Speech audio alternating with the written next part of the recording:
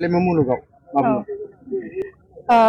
बिदिथ' आङो बेबायदि माने गेलेनाय माबा प्रग्रामाव फैनाया जोबोद खम जादों, खममोन आरोना दिनै ओमफ्राय बिराद गोबावनि उनाव फैबावनाय जाबाय आरो फैनो मोननानै जोबोद गोजोननाय मोनदों। दा दिनै उदालगुरिनि सिङाव थानाय अम्बागाव आनसलिक एबसुलिक बानजायनायाव जि दिनै जोबथा फाइनाल खेला बेवहाय नोंथाङा आलासि हांख्रायजादों, बेवहाय हयथ' नोंथाङा गिदिंबाय, रायजो राजानि जि मोन्दांथि माबोरै मोनो? रायजो राजाफ्रा बिराद बिजि दा नायनायाव, खेलाया बिराद मुजिफुदों, ओंखायनो आं जोबोद गोजोननाय मोनदों आरोना बेवहाय फैनो मोननानै। सासे आइजो हिसाबै, सासे सावथुन मुलुगनि हिसाबै गेलेगिरिफोरनिसिम मा बिथोन थागोन? जेरै गावनि लाइफखौ दानायावहाय गेलेनायनि गेजेरजों माबायदि दानो हायो? नोंथांमोना जा माने मा होनो बेखौ, जा लाइनाव गोसो, बे जुदि नोंथांमोना गेलेनायाव गोसोबा बे गेलेनायखौ गोसो होनानै माने प्रेक्टिस खालामबाय थालांनांगौ आरोना, होमबानो बे माने नोंथांमोननि थांखियाव फैनो हागोन। आरो बिटिआर ओनसोलाव गुबुन मोनसे आफाद गैया, जेराव जाय आफादा बड'लेण्ड सोमावसारनायाव रुंसारि जालांबाय बा मुंख्लं जालांबाय, बिथांमोननि मुङै गोसोखांथि हिसाबै बोसोरफ्रोमबो जोलुर बादायनाय थायो।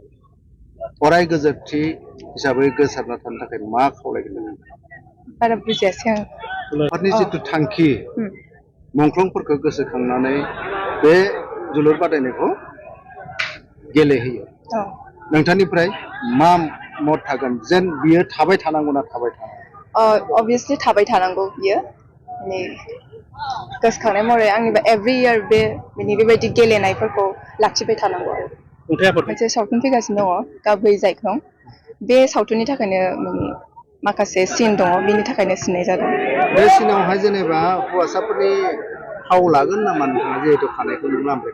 नङा, हौवासाफोरनि नङा, आइजोनिनो रल दङ बेहाय। नोंथांमोना नायबासो बुजिसिगोन आरो बे सावथुनखौ। दा बेखौ बुंफोर, गाब गैयै जायख्लं सावथुन, गाब गैयै जायख्लं। दा 7 अक्ट'बराव बे रिलिज जानो थांगासिनो दङ, खैराबारियाव प्रिमियार श' लानाय जाबाय। खैराबारिनि मा होनो बेखौ, गेलेग्रा फोथाराव। मैखोम फावखुंग्रि हिसाबै सोर थागोन?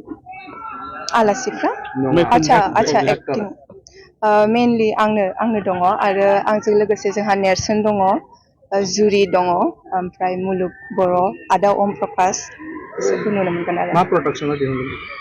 बे प्रडाक्सना गोदान, जोंनिनो प्रडाक्सन, दिङा प्रडाक्सन, दिङा फिल्मस प्रडाक्सन। Thank you.